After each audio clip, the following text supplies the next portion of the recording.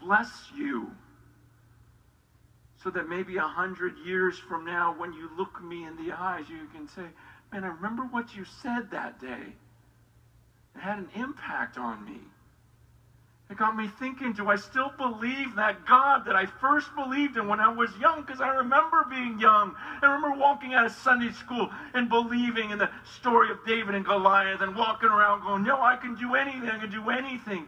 I remember as a young minister just, walking around, maybe knocking on doors, just believing that God was going to do something to, and then slowly board meetings happened. And budgets happened and everything else. And it's like, Lord, is there anything I can do to get them back to you, alone with you, where no one else is around? It's just you and this book.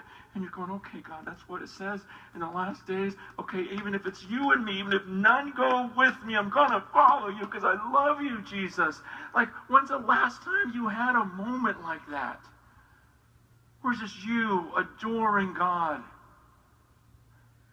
And saying, Lord, I'm going to obey this, and then to stand in front of your people, having met with him, and then coming to the presence of it, because you're a lover of God, not a lover of pleasure, not just a lover of ministry, not a lover of success, not a lover of when the room is full of people, not a lover of when the budget is met and exceeds, and not a lover of a good offering that week, but just a lover of God, where it's like, I adore him and I'll say whatever I need to say, because he tells Timothy, look, in the last days, a time is coming when people will not endure sound teaching, but having itching ears, they'll accumulate for themselves teachers to suit their own passions, and will turn away from listening to the truth and wander off into myths. As for you, always be sober-minded, endure suffering, do the work of an evangelist, fulfill your ministry.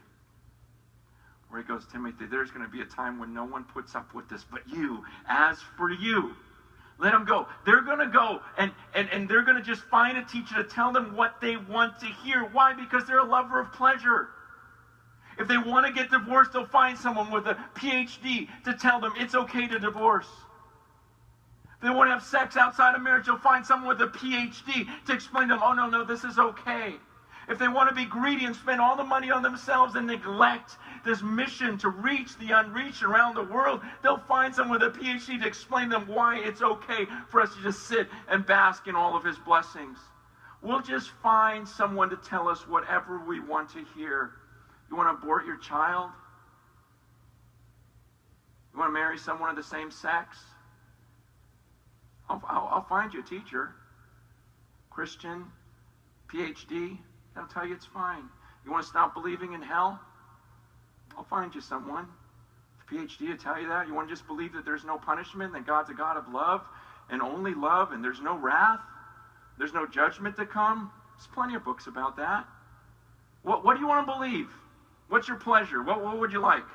I'll find you a teacher to give you that.